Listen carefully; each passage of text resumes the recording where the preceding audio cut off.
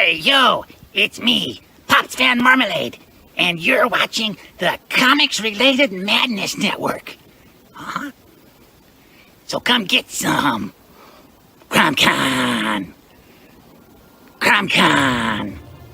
Hey, we want to shout out to our sponsors, Daytona Beach Comic Con. If you are a fan of comic books, if you're a fan of comic book conventions, and if you like meeting comic book creators and getting comics and comic-related stuff, then you need to make your plans to attend Daytona Beach Comic Con. This year's show is September 7th and 8th. Silverline will be there, so you should make your plans to be there too. We'll see you there. If you like comics and find yourself in the Orlando, Florida area, doesn't everyone come to Orlando at some point in time to see the House of Mouse? But when you're here, you need to make it a point to visit Coliseum of Comics, especially the one on East Colonial Drive. They carry Silverline comics, even a limited edition Coliseum of Comics version of our comics. So, when you go, be sure to ask for Silverline Comics and tell them we sent you. OCD stands for Orlando Collector Deviants. OCD, Steve and Trish, they're a family of geeks who promote geek things, particularly those around the Orlando, Florida area. They're big supporters of Silverline, and we think you should be supporters of theirs too.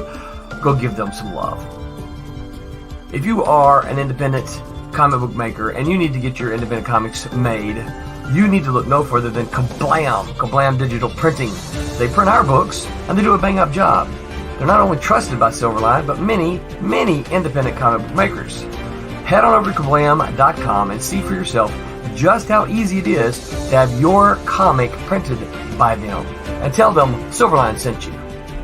Hi, this is Tim TK, host of That Silverline Show on Tuesday. Join us at 11 p.m. Eastern, 8 p.m. Pacific every Tuesday night as we discuss pop culture and the joys of making comics. Hi, I'm Barb Gilbert, co-host of Silverline's Wednesday Wham. Join us each Wednesday nights as we discuss comics, literature, movies, and anything else that may catch our attention. I'm Roland Mann, and I host Silverline's Silver Sunday. Join me every Sunday at 8 p.m. Eastern as we make mine Silverline.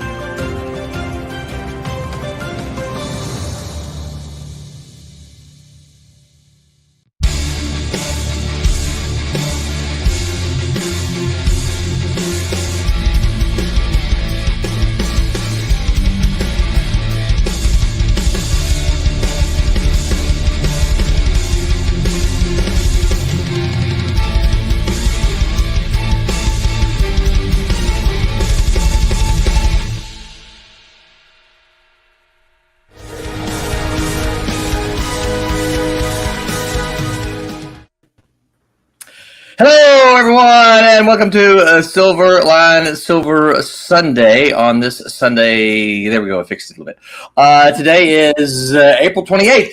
It is my anniversary, everyone. So say happy anniversary to me. Happy anniversary. Thank you. Thank you. Can you believe my wife has stuck with me for 34 years? Yeah, that ain't nothing. Wow.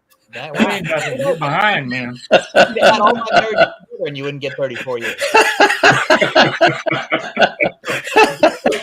So I am about 95% sure she's not listening, but happy anniversary to you, sweetheart. I love you very much. Well, of Here's course hoping she's we not have listening because you're not even there. Well, yes, I am. I'm here. I am wherever you are. What is it the saying? Wherever you are, there you are. No, wherever you go, there you are. That's it. That's what I meant to say. And you people just make up stuff. So, wherever you go, there you are. To answer your question, Mike, yes, that was yesterday. I was there yesterday, absolutely. And so, first, introductions. I am your host. I am Roland Mann, and thank you for those of you who listen to the audio. You're like, I don't see anything. You're pointing and all this stuff. To my immediate that direction is Mr. Tom Mason. Say hello, Mr. Tom Mason. Hey, Mr. Tom Mason. And here I am wherever I've gone. Well, say again. Here I am wherever I'm gone. That's right, and it's not your fault. That's right. It's not. And next to Mr. Tom Mason is Mr. Mike W. Belcher, that man in the mess guy. Say hi, Mike. Howdy. This week looks like Tom's got the Silver Sunday on his head. Yeah, I was working to try to move it, but there's only so many buttons I can push at the same time. There's one on my screen, Mike, that's right above your head that's kind of covered. It's kind of sitting right on top of your head. So yeah, you can't see it, but it's. I like this because it hides my 5 head. Not your forehead, but your 5 head. And also joining us is the master of nothing, Mr. Thomas Formanti. Howdy do. Howdy do. What's going on? Nothing. Looks like you got a haircut. No, I need one. No.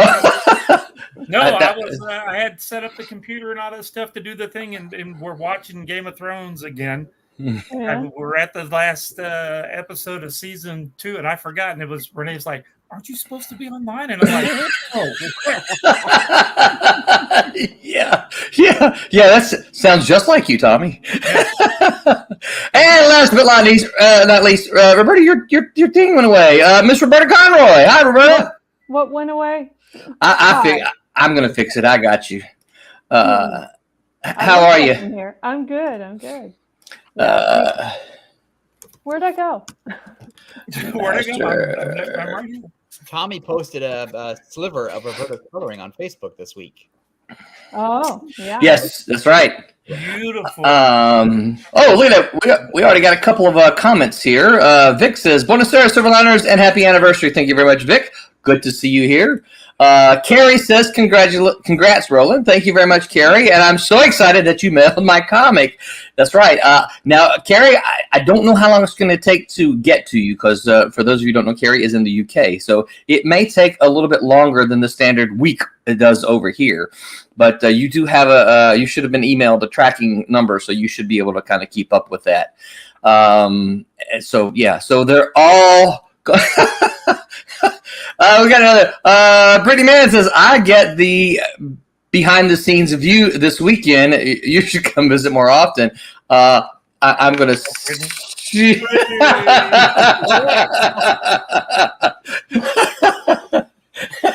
Throw something at him, Brittany.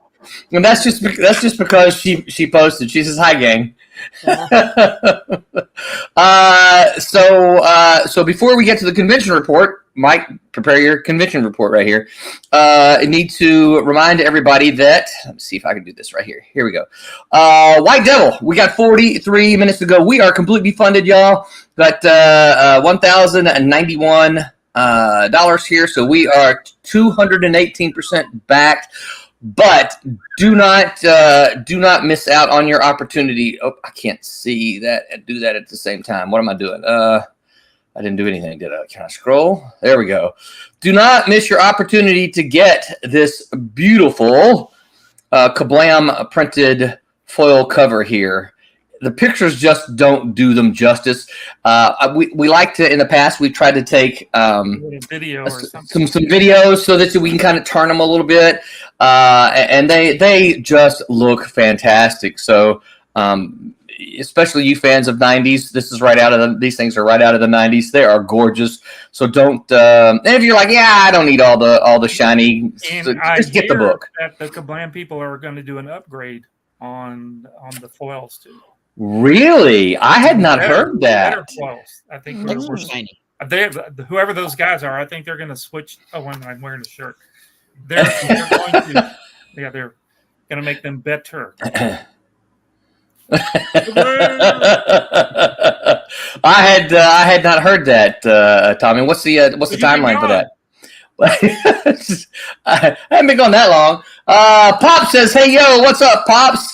He says, if you like what we do and want to join the Madness Entertainment Group, contact us. There's Pop's contact information there. Reach out to Pops.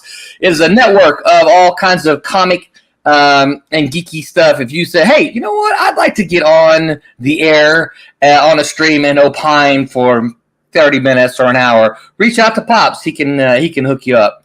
Isn't everybody already doing a podcast? It feels like it sometimes, doesn't it? Are there people who don't have one yet? It's funny because on my because as Mike mentioned, we'll get us a report here in a minute. I did a show in Murfreesboro yesterday, and in my because we all know where Murfreesboro is. You just saying it like, well, I was in Murfreesboro. What's that? Well, does anyone who's in Murfreesboro? Well, you know what? If you don't know where Murfreesboro is, it's too late because the show was yesterday. Well, anyway. I finished my time machine. You'll be sorry. I did share out y'all's show. I saw that. Thank you very much. I did too. I liked it. You did? Yeah, okay, yeah. Carrie says the shading on her looks like she needs a shave. Oh. The foil does not oh, wait a minute. On so it wasn't my daughter. Okay, it was on the cover. Where are you rolling? I thought she meant. Let me see if I can get her back up there. On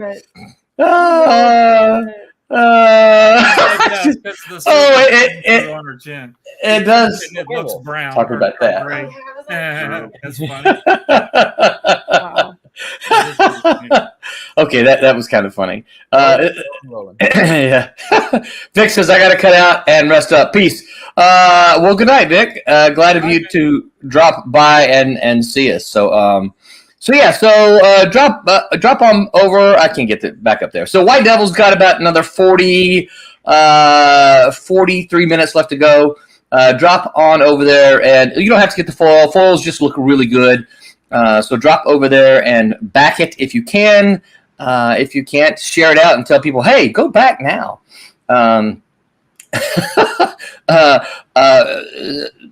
Pop says, Phil likes manly women. Phil, for those of you who don't know, Phil's the colorist. So for White Devil. So, I went to the Murfreesboro Comic and Anime Con. Anime and Comic Con. One day show yesterday. It was a great show. It was in Murfreesboro, Tennessee. It was super, super busy. It wasn't super huge. It wasn't that big. It was in the like a ballroom of the Clarion Hotel. So I don't even know how many tables there were, but it was 85 to 90% comic books. Matter of fact, the guy who ran the show, Mark Ballard, thank you, Mark, for the invite. I had a great show. He said, I intentionally, the vendors that I invite, this guy deals in in Silver Age books. This guy deals in Bronze Age books. That guy has dollar books. This guy has a lot of independent books. And I'm like, that is brilliant. He says, yeah, that way, he goes, everybody gets a little piece of the pie. He goes, that way, not I don't have like three guys here all trying to sell Silver Age books because, no one wants that. And he says, then I got guys like, you and Tom, you may remember this guy, Sam Payne was an artist there. Sam Payne did he did a little bit of art for us with the Ultraverse. He did Strangers. He did something else, but I can't remember. Sam, if you're listening, I apologize. He did a couple of really, really, really talented artists. But one of the things he told me yesterday, he said, he says, I'm always thankful for because apparently I gave him his first pay-in work. And he said, I'm always thankful for that. He goes, but there's one thing I learned in doing that. And I said, what's that? He goes, sequential art is not for me. So yeah. So yeah, it was great to see Sam. I can't remember which issue of the Strangers he did. May have been more than one, I inked him on anything. You know what? I cannot. Unfortunately, I know if anybody from the Ultraverse group is listening, they'll be disappointed to hear that. But I can't remember. I don't. I know that he did stuff. I don't remember which issue it was. I know that Tommy, you inked a whole bunch of stuff. But I couldn't remember. I couldn't tell you which issues they were. He was a penciler, I guess. Yeah, penciler. I don't remember that. Got a good, clean line. Very clean and more of a cartoony look. You would have loved it. Tommy. You would have loved it. You'd have done great on him. But I don't remember. Unfortunately, I don't remember who did it. So what's he doing? He's been working. So he worked for not sequential art. Well, he was working as as a graphic designer for magazines, and he worked for when I worked for the newspaper, I used to get them. They were inserts in the newspapers. It was just ads, right? He worked for Maxim for a while, the magazine. Right. And then he worked for what is the name of that thing? The insert from newspapers. Parade. No, it wasn't a Parade. But it was kind of like that. Like that penny circular thingy? Yeah, exactly. Yeah, that's what it is. Oh, look at this. Hey, check it out. Hey, Michelle. Michelle. Shoot, I remember saying her name once. Last name was Moskovich. Moskovich. Yeah. And I told her, and I explained to her one time before the way, and she was like, "Yeah, how'd you get that?" And I was like, "Well, my wife's maiden name was Weskovich." So, Michelle, it's great to see you here. Thank you so much for popping in. Ask questions. This is a great day to ask questions. Michael Bramson says, "Hello, group. What's up, Michael? Good to see you here, man." Tommy, you know him. He's Orlando. Carlos, good to see you here again, man. And then Carrie says, "Clearly, Pops, how modern letting her body hair grow like that." So anyway, long story short, it was a short day. I want to say it's about a 6-hour show, but it was rarely a moment. There was rarely a moment to take a breath because it was packed the entire time. The aisles were crowded. There was always people there. Met some new folks, met some folks who remembered the Ultraverse fondly, and they're like, "Oh, I remember those. Oh, I wish I'd have known that, realized that it was you going to be here, and I brought some books for you to sign." One guy said, "Of course, then again, I would have had to dug pretty deep in my boxes to find those." Yeah, so it was a good show. So hats off to Mark Ballard for running that show. Mike was Mike there as well? No, Mike went to a different show. So what's your report here, Mike? Before mine, was it as far as the other people, did you feel like it was a good indie crowd? Do you think as far as hungry for some good indie titles that you had and Silverline had to provide? I do. I think there was folks looking for and of course this might be something we talk about tonight. But one of the things I've kind of felt, and one of the things I kind of get the impression sometimes is people have kind of had, and when I say people, I mean comic book readers, they've kind of had their fill of Marvel and DC. And I think we could talk about movie fatigue all you want, but I think maybe the films have something to do with it. And who knows? There's probably lots of reasons, but I think when they're walking around, they're seeing Avengers and Spider-Man and stuff like that up on the walls, up on the display racks, and they're like $200 and $300 and $400 a piece. And then they look right across. There's these indie guys like, "I've never heard of you. What are you guys? $5 you can get my comic." And they're like, "Okay, well, that sounds interesting." So I do think there's a little bit of that, Mike. I think of course, there's still the folks looking, "Well, I'm just here to fill my holes in Spider-Man. I got some I got to get."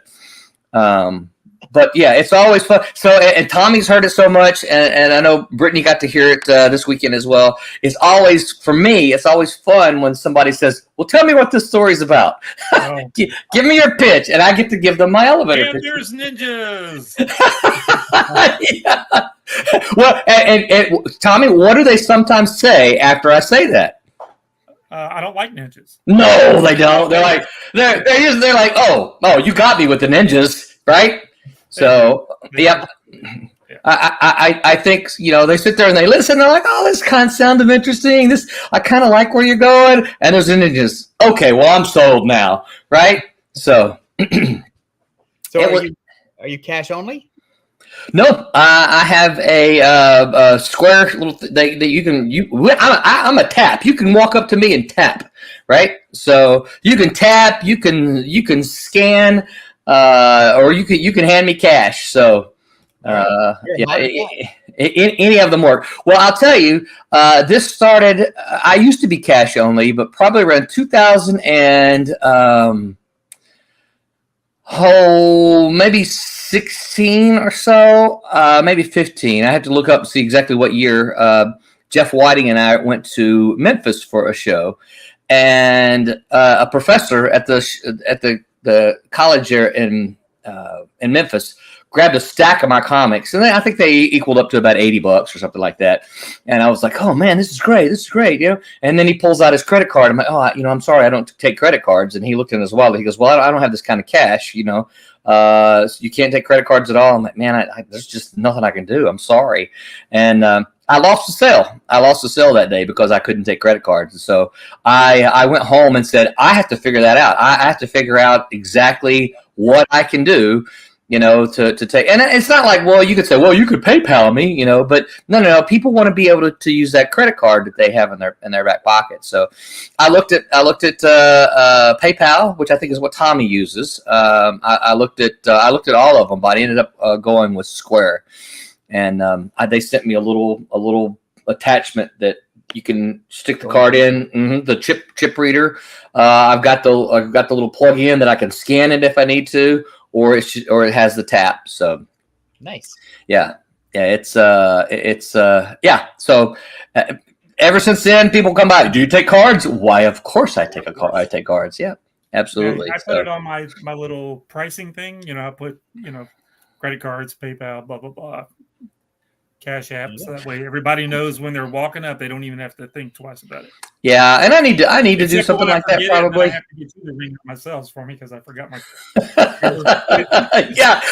Oh, I can't tell you the number of times I've been to a show with Tommy. And he goes, "Hey, Roland, can you take this credit card for me?" I forgot my stupid reader. I forgot to charge it. Didn't bring a battery. So this is a good question from Pops. He says, Roland, are you going to open a storefront on Fund My Comics with all your books available? Pops, that's a good question. I've only just, probably within the past month or so, maybe a little bit longer than that. I started thinking about it some just before, got the call about my dad. I've been thinking about it. I think I need to, long story short, I need to look into it to see exactly how it would work and how it could work for us and still not affect any of the diamond stuff that we're going to try to do.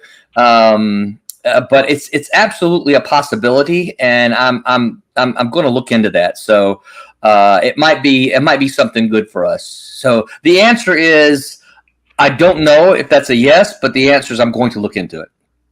Isn't it technically like just back issue sales? Isn't that a good way to pitch it to Diamond? It's like, hey, dudes, it's just back issue sales. Yes. I think that's what I'll be able to get away with it. So he's cool. Yeah, and I think it could be pretty handy too, because long story short, so the way the Fund My Comic works for us is that when somebody gets on there and pays, it takes their payment immediately. Right. So on Kickstarter, people pledge to give the money at the end of the campaign. Now, the problem is that you might have, let's say if your goal was, $1,000 and you might have $1,000 pledged at that last minute, someone could back out and you not hit your campaign goals. Right. Other thing. Yeah. The other thing is you could make what it looks like you've made the goal, but then their credit card doesn't process, it doesn't go through, so you don't get that money, right? And unfortunately, yes, that has happened to us a handful of times. You think, this is how much money we're getting, but we don't get that because something happens. So on Fund My Comic, it's immediate, right? So if they're trying to process something and they have a problem with their credit card, it doesn't work on their end, not on ours. It's something that they would have to fix before pledging. So I'm going to look at it, Pops. I still have some. There's still some, and I've swapped some messages with the site owners about this.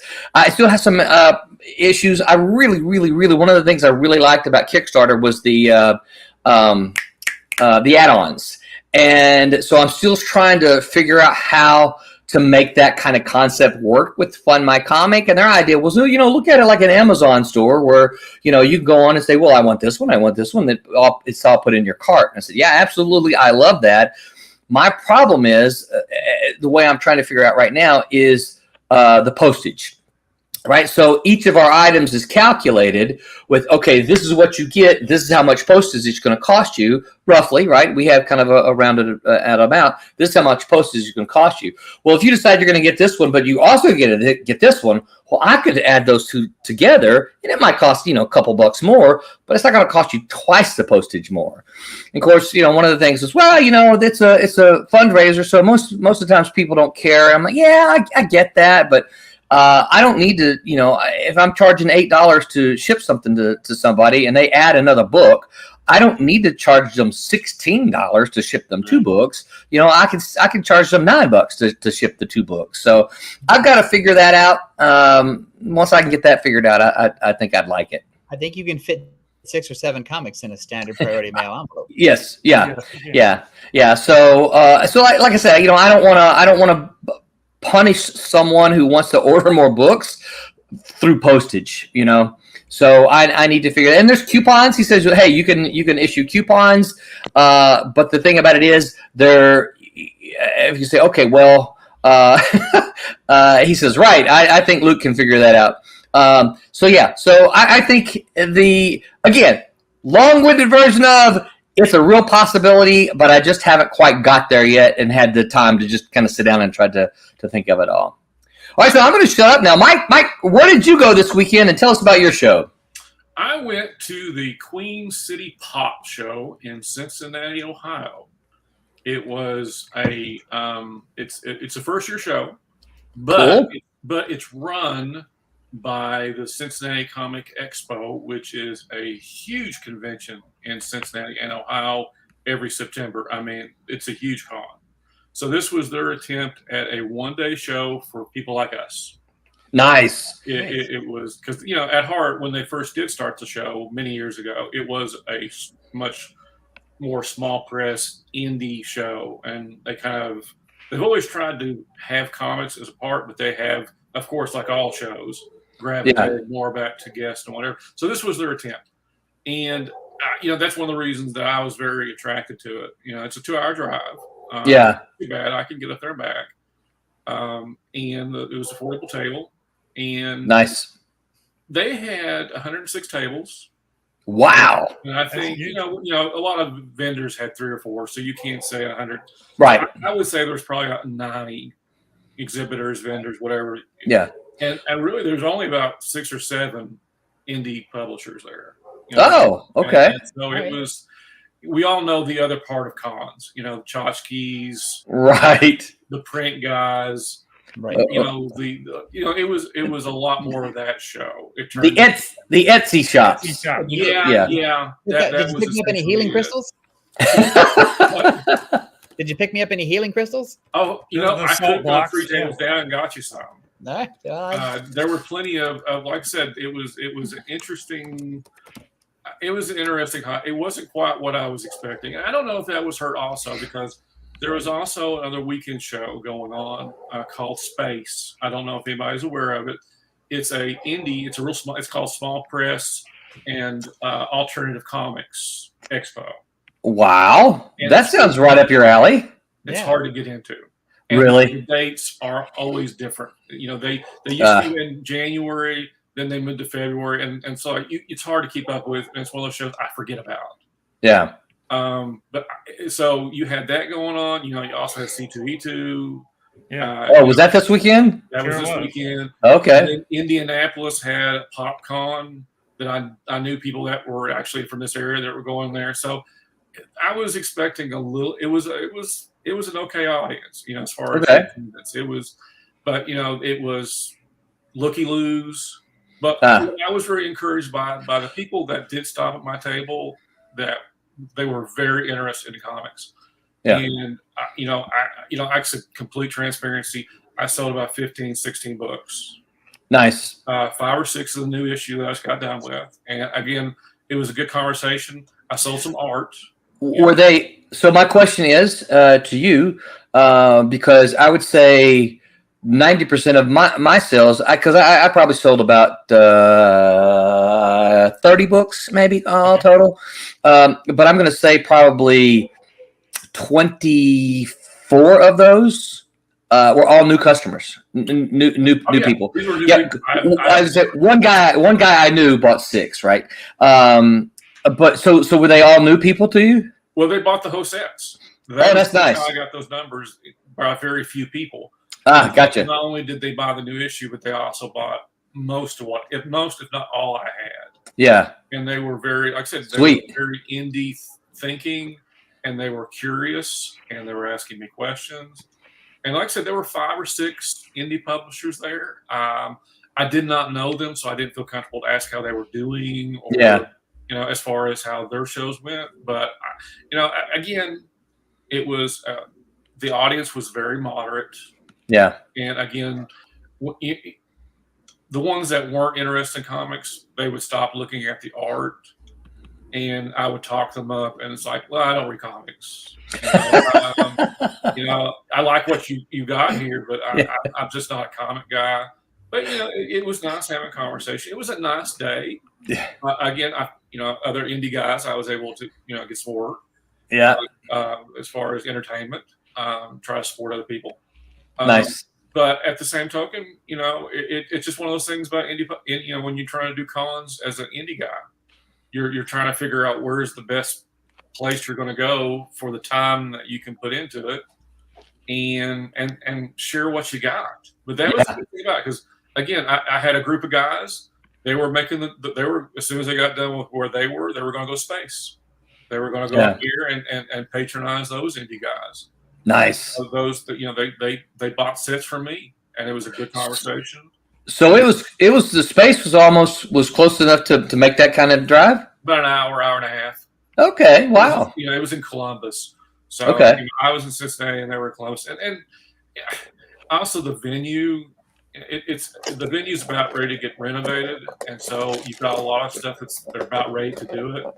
And oh my gosh, parking in downtown Cincinnati was horrible. I mean, it was $15 for a parking garage. Good grief! And it was ridiculous. So I think a lot of it hampered the attendance because again, these guys, gosh. For their 3-day show in September, they have huge numbers. But they have celebrities, they have draws. Yeah. And I guess for this show, because there weren't quote unquote, celebrities, guests, whatever, it was just the hardcore people who just. And then you had the looky-loos. It was a $5 attendance fee as far as ticket sales. It was cheap to get in. Yeah. Like I said, you got $15 to park. I mean, $5 to get in, but you got to pay $15 just to flip them park. But do you think being downtown is good? I think being down. Well, for me as an old person, I think parking is everything. Yeah. And so it is. Do you think it works better to have a convention sort of on the outskirts of town as opposed to downtown? Because they're about to find out because they're about to find out because this is the venue, like I said, where their big con is, and it's being shut down for renovation.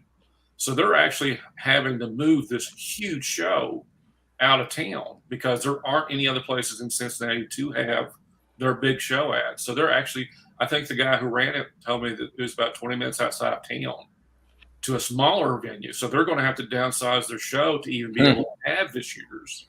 But it's free parking. The place that they're moving to is free parking. Now you have my attention. Right, me too. Yeah. Yeah. So, he's going to be, he said they're going to take 2 years to renovate this place. So he's going to be in this new place for 2 years. At least for his big, huge show. And, I guess it's going to find out what happens. But I said, it was a good day yesterday.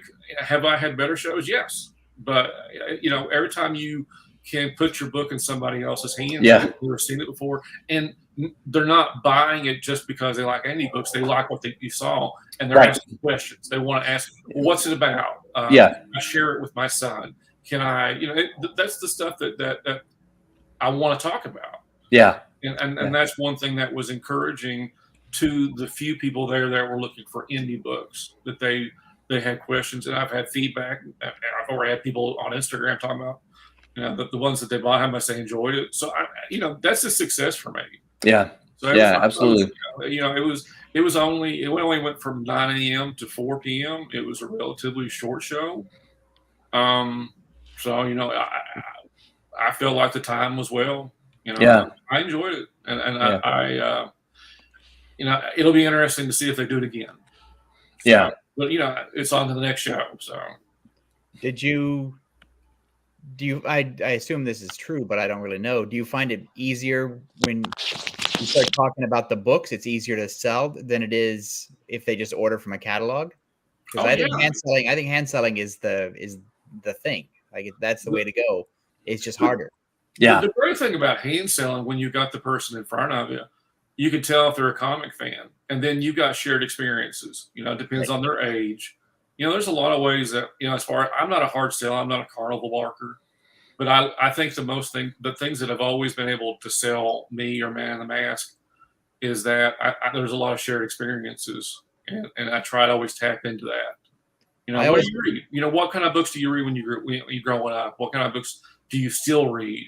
And that's the way you kind of get into what are their reading habits. And it's like, well, this is my book, and this is kind of the way I approach it. And at the same token, I get feedback from them. What do they like? And so yeah, hand selling is a lot easier than somebody ordering online. You just never can track it. 9 times out of 10, if I've sold something by hand, I keep up contact with them. Yeah. By somebody blindly ordering from me, they never say I enjoy it, I liked it. Yeah. But when I get that rapport, that's the thing about cons. When I get that rapport, I do get the feedback.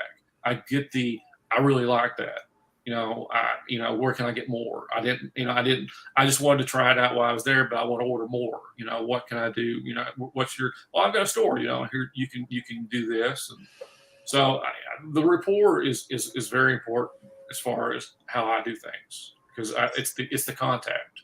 Because what we used to find when we did shows back in the dark ages of comics is that because San Diego was essentially a 5-day show, somebody would buy something on the first 2 days of the show, and then you come back on the last day because they had time. They had time over the long weekend to read it. Yeah. So say, oh, I want to come back. I got to get more now. Yeah. Which is it's hard to do on a 1-day show. They're not going to buy something at 9 in the morning and come back at 2 in the afternoon. Yeah. Yeah. I have seen similar instances of that for like at Daytona. Someone would buy something on the first day and they'll come back the next day. And when I say that, I haven't seen it a lot, but I've seen it some. They'll say, oh, hey, I bought your Trump's #1 yesterday and I read it. I really enjoyed it. Where's #2? And you're able to sell it that way. Yeah. And hey, kid, if you like Trump's #1, I've also got this one. Right. Yeah. That's right. A bunch of Little Nay and So-So #1s signed because I've always made the deal. If you buy the first one, then you can come back and we can trade you up for the, I'll take that back and then you can get the trade if you want. And then they bring it and I've already signed it. And so I've got I give those away because I've already signed them. Those need to start going in your the Halloween bags, right? I know. So you give us a giveaway. So ones that have been pre-signed. So, Mike, I have a question for you. One of the things you said is that you can often see, and that's sometimes for me too. I see a T-shirt, it has classic Avengers. I'm like, oh, one of my favorite issues. You can kind of start the conversation with that. So, what do you do when you start talking? Because we all know, right? Man in the Mask is very, and I mean this from a good place. It's very old school, traditional.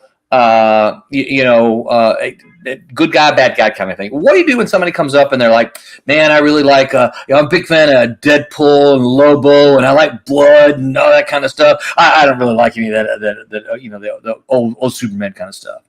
What do you say to that person? Mike gets up and punches him in the face. It's usually I just turn my back and maybe they'll eventually go away. No. Mike's got a bucket of pig's blood behind the thing. I'm prepared for the taser. I'm prepared for the Rob Liefeld guy. I have retorts. No, seriously. I mean, I like all comics. I appreciate anybody's taste. And usually when they start talking about that stuff and they're, I'm not really into Superman. I'm not really into that. And so it's a conversation. Yeah. Where I know where I can talk about. Right. And so usually I can, if they start asking about my book, it's what you just said, it's fun to be the good guy. Right. I try to go with a classic. If you like the spirit, if you like Dick Tracy, if you like maybe some older storytelling, this is kind of a different thing, but I try to do it in more of a modern way. Yeah. And if they don't walk away with a book, they walk away with a conversation from me because I can talk about the Deadpools. I can talk about the, it's a conversation because then it's like, I know if I'm trying to switch into trying to sell them something, I've got art in front of them that they might be able to like if they don't like a comic. Right. But a conversation is a conversation. I had somebody stop yesterday and I had a 20-minute conversation on Doctor Who. didn't sell anything. Because they weren't there to buy comics. They weren't there to buy anything. They were there to look for conversation. And I didn't with that either. Yeah. And then there's some I'd like to have chased off. Oh, and I kept looking the other direction, thinking they were. Because they were looking for the stones and the mysticism that Tom was wanting. And this is when it's good to have a con buddy, right? You have a con buddy who can read your mind and say, help, and this way, hey, Mike, come here. I need you to come talk to this. Oh, I'm sorry. You've been here for an hour, but I got to go answer this guy over here, right? You don't know how many people I've passed off the rolling because I didn't want some people, you just they just want to keep asking you questions. I understand wanting to have a conversation. I can understand, but it's like I've got time here, and there was a friend of ours that was selling comics there yesterday. Aiden kept trying to go talk to him, but he couldn't because the same guy. Oh no! And Aiden couldn't go over the door camper. And I don't know if the guy didn't look like he was buying anything, but it was like numerous times. So he was stuck with the same guy for like hours, just sitting there having a conversation. And but he might have enjoyed it. But from my point of view, he's kind of getting in the way yourself. Yeah, Roberta, you want to color? It's like come back in a little bit. I need to use the restroom. I'll be back in a minute. Yeah. Well, I always look at it as like speed dating, which is odd. You ring a bell. Tom puts a timer on the thing for somebody. I'm going to try to sell you my thing for 5 minutes, or I'm going to listen to your thing for 5 minutes, and then I'm in business. I got to move on. Yeah, that's right. Either money's passing hands, or move on down to the next one. So funny thing is, partly why I asked you that question, Mike, is,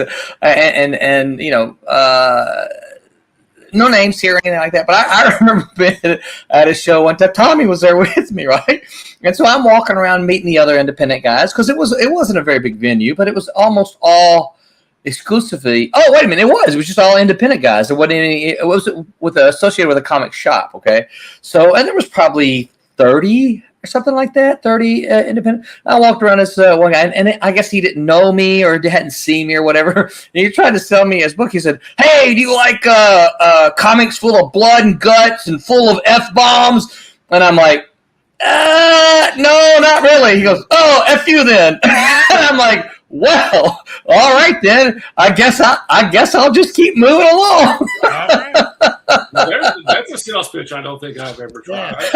That might keep people away. I mean, was it an angry FU? It was kind of a move along FU.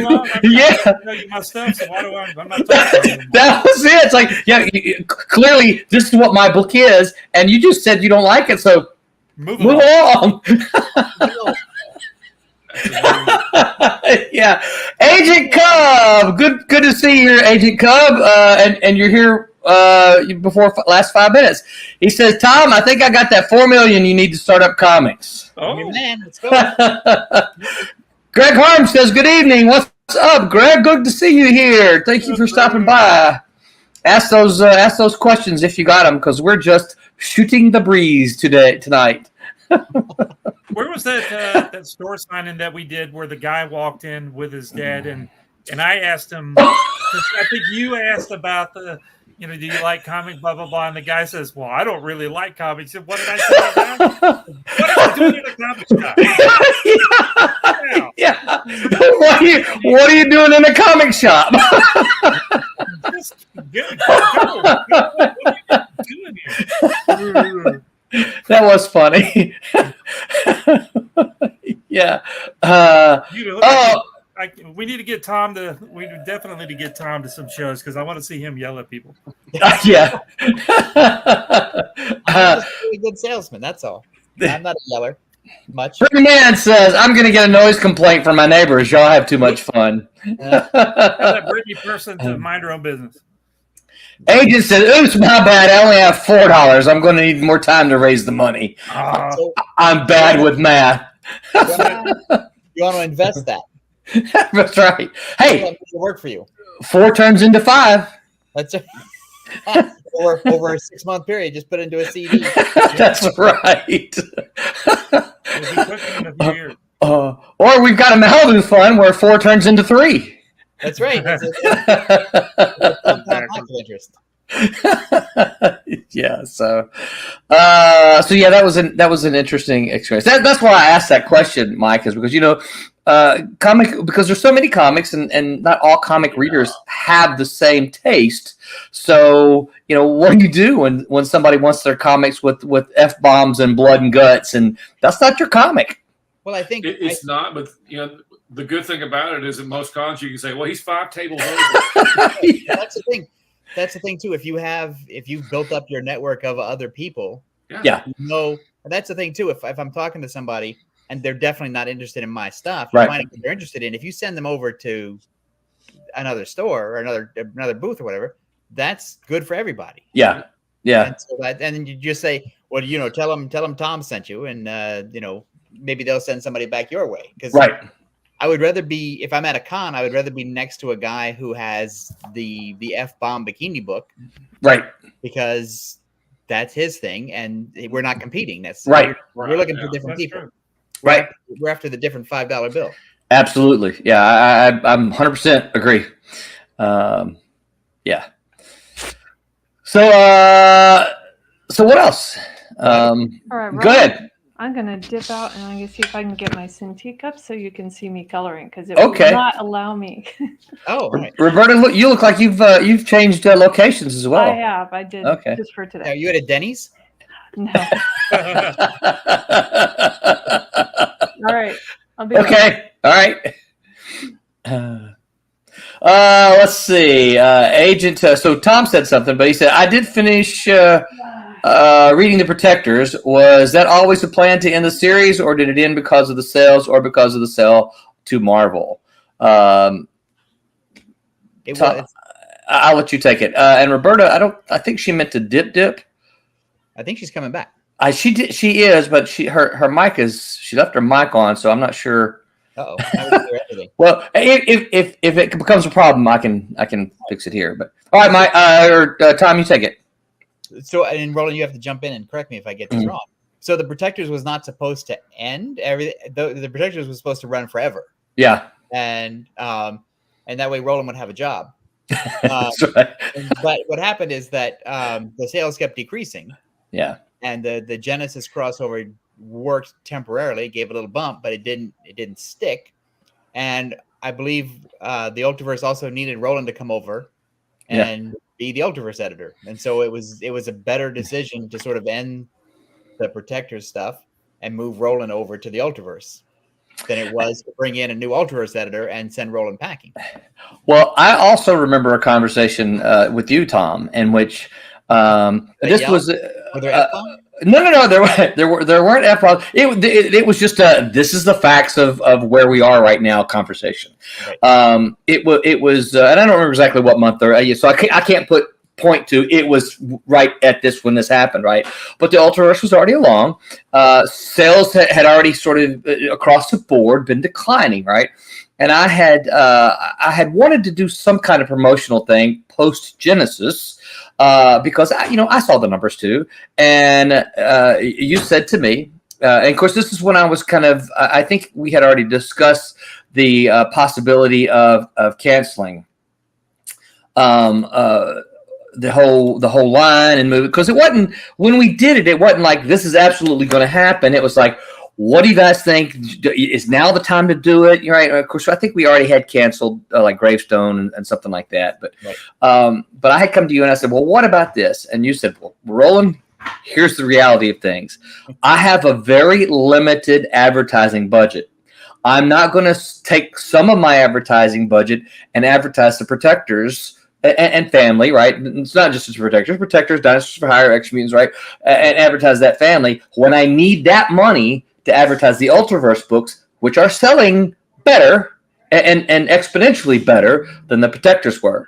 So you're not going to get any advertising money from us. But it wasn't mean. It wasn't mean-spirited or anything like that. It was just like, this is a reality. Well, because two things. One is one of those was my books, and so I wasn't promoting my book either. Right. And also, I had to go to the board of directors and sort of justify why I took money out of the successful thing Yeah. Put money into the unsuccessful thing, and you can't do that. That's not. Corporations don't like to hear that. Yeah. Well, and that's one of the things, because sometimes folks will say, well, they just wanted to do this. And I said, well, no, you can't really do that. Well, because Tom, one of our three books, the bigger books, and yeah, we had the Ferret and we had the other things, but one of the three, I always looked at the Genesis lines. We had the three major titles: Protectors, Dinosaurs for Hire, and Ex Mutants. We did have the other titles too, and those were fun. I loved them, right? But those were the three anchor books, if you will. And one of those was your books. And so it's like, it's like any decision made about canceling affected his book. So I had to go along with it. And also I'm one of the co-creators of that version of Ex Mutants. So that's right. Yeah, I forgot about that. 1.5 of those books are mine. And I still gotta say no. Yeah. So okay. We can hear you, Roberta. Can't see you, but we can hear you. But yeah. So like I said, I remember the conversation very well. We were in your office, and it was just one of the, like I said, no F-bombs, no. I don't recall any anger or anything. It was just like, Roland, here are the facts, right? Well, that's the thing too, because the thing that I always hate about companies is when they try to be all flowery about it and try to put some kind of spin on it. And it's like, no, because I've known you even before this. Like we worked together before these things even happened. And it's like there's no way I can weasel around this and make Roland feel good. He sits next to me all day long. Yeah. This is the hardest. This is the way it is. Yeah. Also for Roland, it's not like you were firing him. It's like these books instead of these books. Yeah, because that's the thing. That's the thing too. You get to that position where it's like, well, if we stick with Protectors, then we bring in another editor for the Ultraverse. Protectors is going to die anyway. Then what do we do with Roland? Yeah, and that was part of the conversation as well. It's like, hey, this is what we have to do here, and if this happens, what then? Yeah. So and so out of that conversation, Agent, that's kind of what made us have the decision, okay, we need to cancel this lines because we're going to focus everything on the Ultraverse. And I might have asked for something like, well, hey, can I have 2 more months to so we can wrap up the Protectors and sort of end that story, because I do know that story was planned, because we said, hey, RA, we're going to cancel it. What can you deliver? And he says, I can do it in the next issue, kind of thing. Right. I can kill that book for you in 2 issues. Right? Yeah. Agent said, well, it definitely ended with a bang. I was thinking about what about these unfinished storylines, but the way you ended it took care of all those other storylines. So true story. One of the things I told RA to do, and one of the things he and I discussed, I said, look, RA, I said, because he just said he wanted to get rid of it all. And I said, here's the thing. I need you. Okay, this is kind of funny. He says, cancel culture. Was in my office. I told RA, I said, so one of the things I would like you to do is, and I said, you don't even have to tell me, but I said, I'd like a way out of it.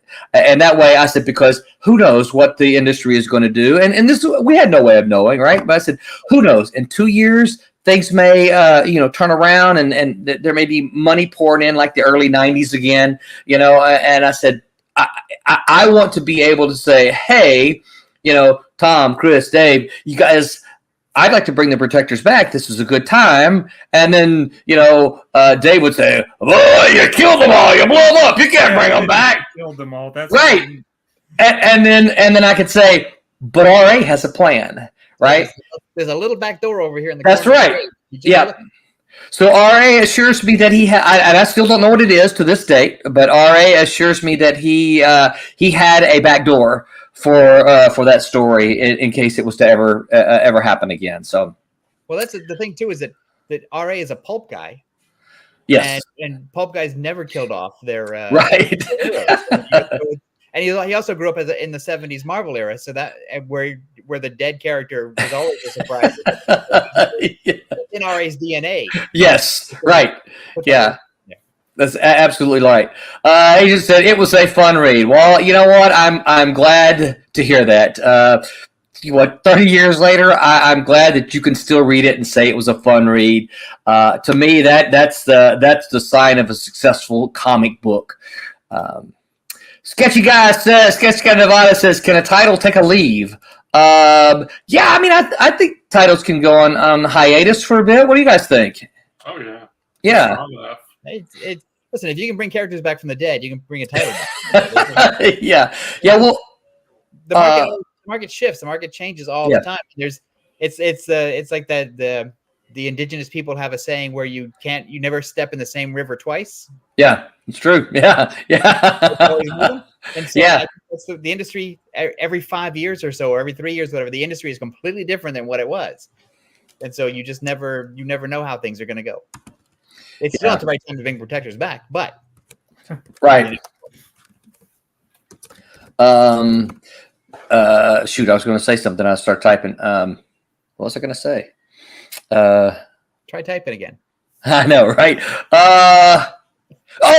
Saga, right? Saga took a hiatus. Yeah.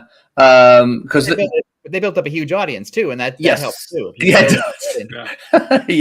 And so that huge audience was like, "We want more. Please finish it." Yeah. Also, I forget the reason why, but didn't they need like a health break because it was just like they were kind of burned out? I think so. I don't remember exactly what the reason was. I thought there was some reason beyond just whatever. Yeah, I didn't follow. I didn't follow the details that closely, but I do know that they had to take some kind of break. Agent says, since most of the protectors are from public domain, I'm creating my own version of the protectors. So here's where you have to be careful. And Tom, you can jump in here. Agent, so you can't create your own version of the protectors because the protectors are versions of public domain characters. You can, however, create your own versions of those public domain characters, right? Protectors is now owned by Marvel Comics. So the Protectors, as you've read them in that series, is owned by Marvel because those are versions of public domain characters. The public domain characters that they're based on are still public domain, so you have to be sure you base anything that you do off of those. Yeah.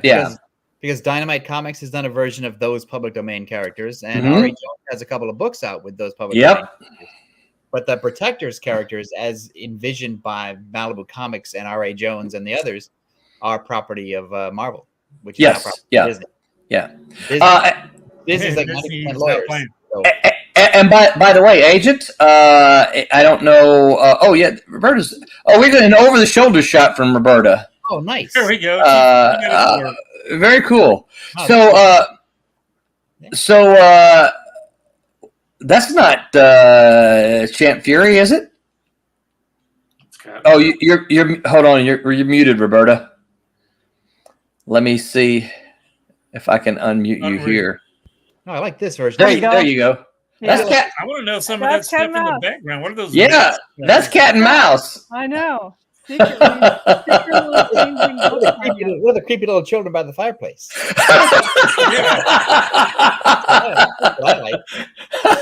So Agent, what I was going to say is that probably within the next what is today, Sunday?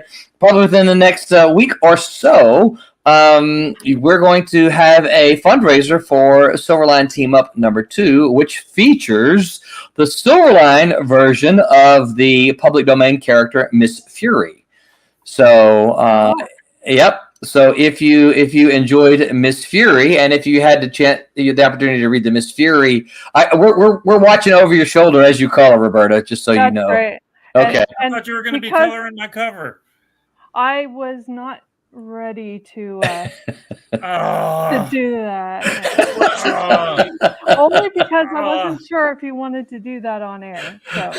I will wanted to see you working on it. You should have told me. You should have told me. I might have done that. Let's see. Agent says, since most of the protectors are from my. Oh, hold on. Says, right. That's what I'm doing. It won't be called the protectors. My version won't be anything like the Malibu version. Very cool. Mad Pop says, hey, Sketchy. All right. There we go. So yeah, Agent, keep tune in here next week, and I'm sure we will be pitching that, so you'll get a good peek at it, because we are 98% ready to get that launched. Nice. So yeah, I'm so ready. So did I interrupt somebody trying to answer that? I was probably going to make a smart aleck remark, and then I forgot it. Okay. No, I'm serious about this, because in Roberta's coloring studio, what am I looking at in the background there under the lamp? Yeah. Those are cool. Where we put One of those. Yeah, aren't they great? Yeah. No, I love those things. Mm-hmm. What is that? Do they speak to Gary, you? Lots of stuff. Is that dead people there? Sure. Okay. That's what I'll say. Dead people. All right. So is That's a. Actually, it looks like a Kiss mask for the band Kiss. One of them. Yeah, it's a whole bunch of stuff. I like it. So yeah. So I'm just out in a different room is all. So is that a piano? No. Oh. Afraid not. It's an organ to summon demons. So yeah. Is that like a what is there like a cat in that hammock over there? So is there a way I can change it so it's not so in everyone's She's face like, all the room? Scary stuff. Anyway, right. So I cannot. So you need to shift it a little to the right, because you're cutting off some of your screen. No. Your camera. Oh, I see. So now I want to talk about that lampshade back there with the little. There you go. The red diamonds on it. That's nice. Yeah. This is like a movie shot over the shoulder. Yeah. What is that, Tom? An OTS? OTS. That's right. Over the shoulder. That's cool. All right. Yeah. What's outside the window, Roberta? What's outside the window? Agent says, Roland, would it be all right if I send you concepts when I get them done and get your feedback? Maybe. So the thing. So this is not fun. You know what? I'm sorry. It put the palette on the computer behind me. Oh, is that what? I wonder why you kept turning around. Oh my God, this is not working. Well, just wait. We'll do it next week. This is cool. Yeah. I do too. I like watching you end this. So yeah, I wouldn't mind doing that, but this is great. We do it another time. Okay. Yeah. Yep. I don't want you to be hassled. Hey, look at that! Even the Gig View Tavern says, "I love to watch artists at work." See there, everyone loves that. Cool. So next time I'll set it up a little. Okay. Bit, but it's not in the living room. It's just a common area that I'm never in. I will try to send you a reminder next week to say, "Hey, get your area set up." That's right. As we wind this up, tick tick tick. Where are you guys going to be at the next show? What's your next show, Roland? What's your next show, Mike? It's undetermined right now. I've got one possibly. I'm trying to line out. All right. Ask Tommy. I got to get my calendar open. I'm doing something with Roland and Jose, right? Yeah, that's in August. Yeah. Oh, is it August? Yeah. So it is a while, man. Oh no! You and I we're doing the mall show. Yes. Yes. The mall show. That's in Lakeland. Yeah. Yeah, Lakeland. Yeah. Or Leesburg. Leesburg. One of those. Yeah. Just gonna send me an address and say leave an hour. In about 3 weeks, on May the 18th, I will be at Brick City Con in Ocala, Florida. I got kind of a last-minute invite there, so I am going to be at Brick City Con in Ocala. And then on June 2nd, that's when me and Tommy and I think Haley will be at the Leesburg Mall show. They put us right up in front of a really good shoe store. So I go, that's where once a year I go buy new shoes in there. So yeah, so that's big. Tom, what about you? Where will you be? Who, me? Yeah, I'm going to be at the San Diego Comic-Con at the end of July. So I know you go a lot. Do you ever? Here though, are you walking around or you get this set up? No, I don't once a year. I wander around. Well, that's what I was going to say. So, finger of a show to just Tom, be walking around. God, you got all these. You got all these comics, Tom. You got Prototype. You got Dinosaurs for Hire. You got fans who want your autograph on them. Do I have fans? You do. You absolutely do. So how does someone get an autograph from you if you don't set up? Do you mind if someone just stops you walking through the randomly? Hey, that's the Dinosaurs for Hire guy. He dresses up like Adam Savage and wears a costume so nobody knows who he is and walks around the show. I cosplay as Tom. Yeah. There was a guy at WonderCon, not this year but last year, who set up an appointment with me. He knew a panel I was going to be on. He said, "I want to see you out there. I want you to sign some comics for me." And I thought, okay, great. I'll sign, bring some comics, I'll sign them. And he brought a representative of CGC along with him. So that while I'm signing it, they were so they're sitting there with their little vest on. When I'm signing, they're checking my ID to make sure it's legitimate. And so Tom's signing, they're stamping and moving it through. Slapping them right there on the spot. I couldn't figure out because there's the guy with the comics, and then there's this woman standing next to us, like looking at both of us but not saying anything. And I couldn't figure out what she wanted. Like, why? And I finally just said, because I couldn't help myself, I finally just said, "What the hell are you doing here?" You paid that guy like $5,000 and you didn't get a nickel for all those slabs of yours. I honestly, I do not care about that in any way. It's like if I've created something and some guy's gonna track me down at a show and I'm gonna sign it, they're gonna hire the CGC rep to stand there and watch me. And they're gonna turn that around and make money at it. I have no interest in that. That's fine. That's great. That's and God bless them, because I would never do that for anybody. You should invite him back to your room, your hotel room. And there. Yes. Yeah.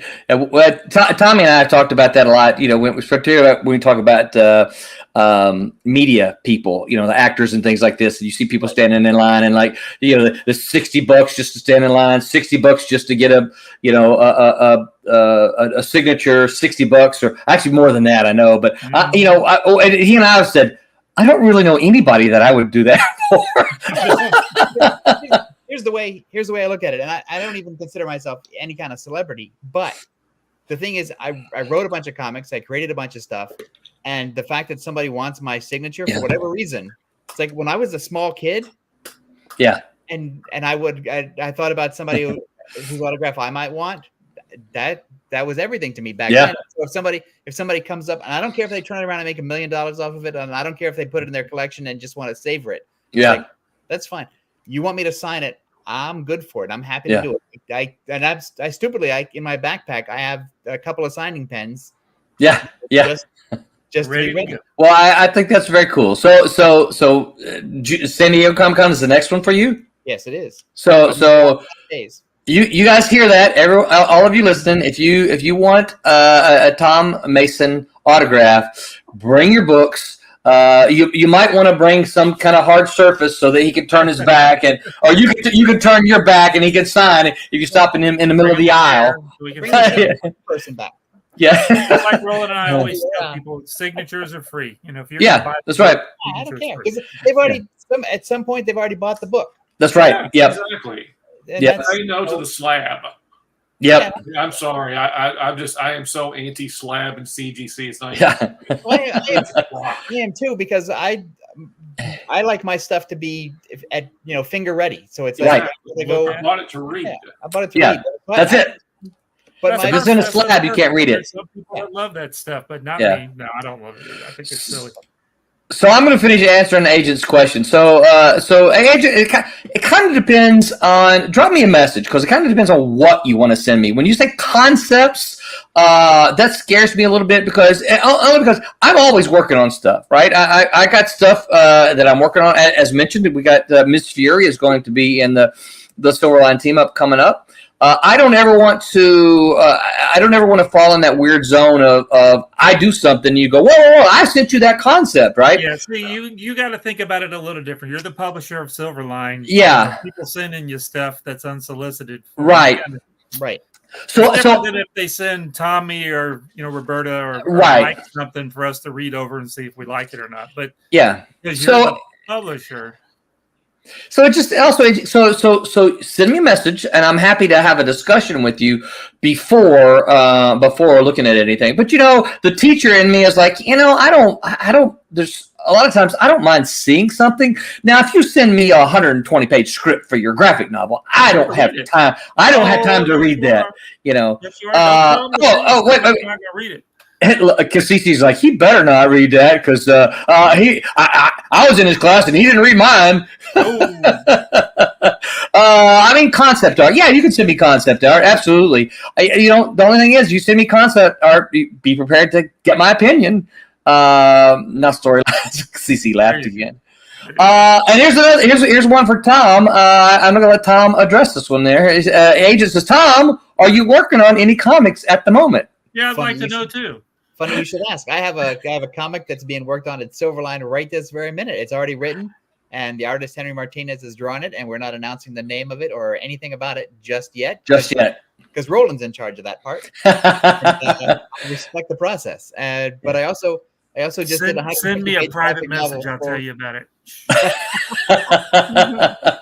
I also just did a 150-page graphic novel for The Happiest Place on Earth. Oh, sweet. Oh. Sweet. Who's that for, Tom? The Happiest Place on Earth. Tijuana. What? Who's publishing it? You know what? I don't think I can say yet, because it hasn't. Okay. Okay. All right. Because they make you sign an NDA. Yeah. Okay. Yeah. I can sort of You use said the happiest place on earth. Well, it's like Pete was working on something one time, and we kept asking him, and he's like, "Well, I can't talk about it." I'm like, "Okay, well, we're not trying to get you to but what can you tell us, right? Tell us what you can, because we're interested." So, but it's 150 pages long. That's long. I finished it this week. It's gonna be coming out, I think, in like 8 or 9 months.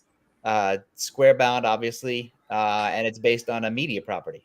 Wow. So how long is your actual script? My script is 60 pages. 60 pages for a 150-page graphic novel? Yeah. Wow. How'd you manage that? He's good. He's a real small type. Then it has to. I'd say it's very small type. You have to use a magnifying glass. No, what it is it's a lot of wide open areas for the artist to sort of, go nuts. A lot of double page spreads is what he's trying to say. No, because there's spots where the artist gets to go crazy, and that's what the assignment was. Page okay, cool. 32 fight scene. Draw some. What? Well, that's Tom said the key words there. That's what the assignment was. Sometimes that's the answer. Why did you do this? Because that's what they asked me to do. That's the thing too, because it's not. So I did it. When you work in the corporate area, it's not you can be creative within that space, but it's not about. No one wants your composition. Right.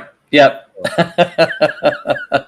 Yeah. I mean, and I'm eagerly waiting my next one. It was a really great process. So Cool. Sweet. Nice. We can't wait to hear more about that as soon as you can talk about it. When you can tell us all, that'd be great.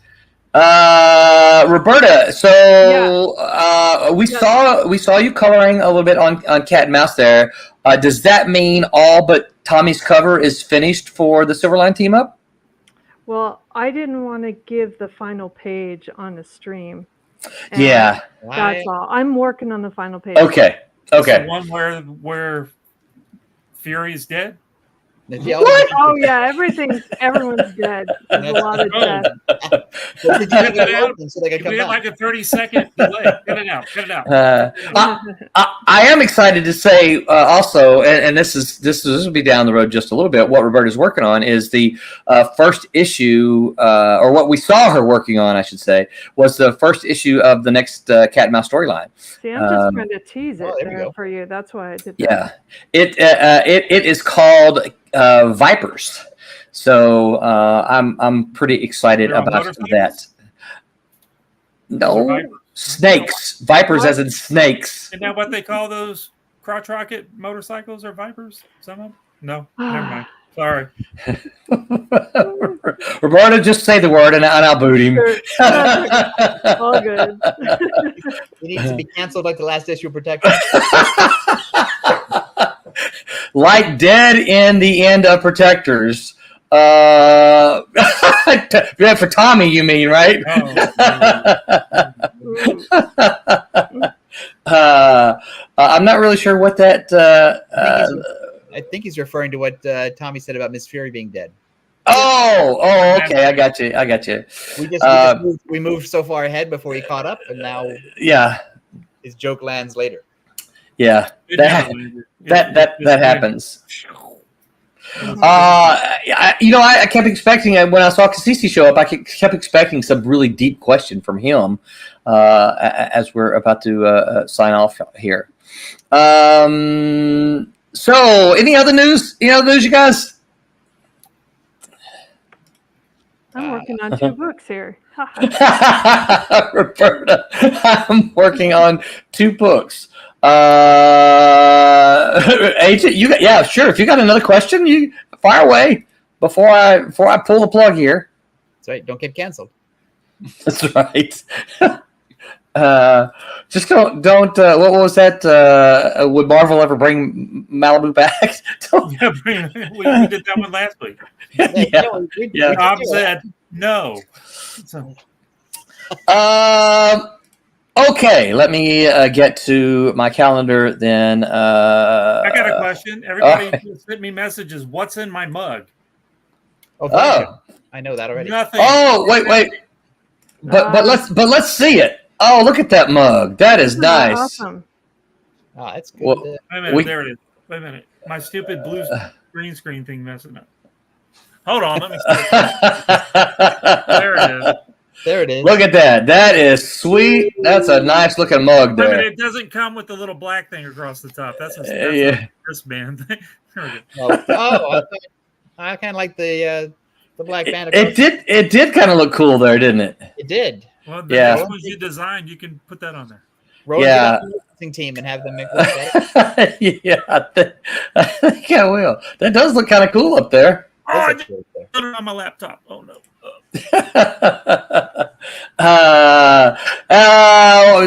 DC by Malibu from Marvel. Yeah. Cassisi says nothing today. Great show. Well, thank you, Cassisi. Thanks much. What's the show going to be about? Well, hold on. That's where I'm going. And you guys don't laugh at me here. Tuesday, that Silverline show on Tuesday. These guys are going to talk about everything you need to know to get started writing comics. The crew asked Tim TK and Cassisi Harris all the tips and tricks. No, that's not right. That's what they did last week. Sorry.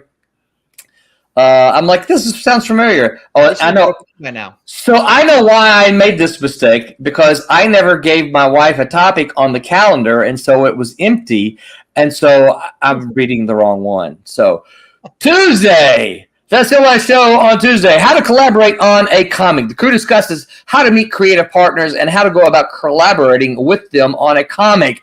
You guys, this is fantastic. You're an independent creator. You need to tune in and see what they have to say. Ask all kinds of questions, because as an independent creator, you got to know how to collaborate. Wednesday, these guys have a very cool special guest coming up on Wednesday's show. The special guest is Dennis Cowan, is going to be with the Wednesday Whammers this Wednesday. He's an American artist, television producer, media executive, and one of the co-founders of Milestone Media. That is Wednesday Wham. Let's see. Yeah, Cassisi's correcting me here. You got the wrong one. Tuesday's show is going to be at 11 p.m. Eastern Time. Wednesday's show is at 8 p.m. Eastern Time. We will be back next week. Probably something, I don't have it figured out yet, but probably something about editing.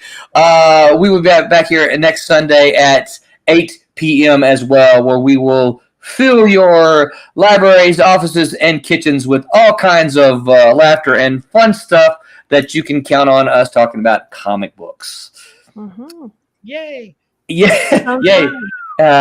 Anything else, you guys? Oh, by the way, y'all pay special attention. I did update our outro, so you'll get to see a different outro. So pay attention. Any final questions? I'll put my glasses on for that. Yeah. All right. Well, until next week, remember to make mine Silverline. All right. Good night, everybody. Hi, I'm Chris Olm. I'm the former editor-in-chief of Malibu Comics. Make mine Silverline.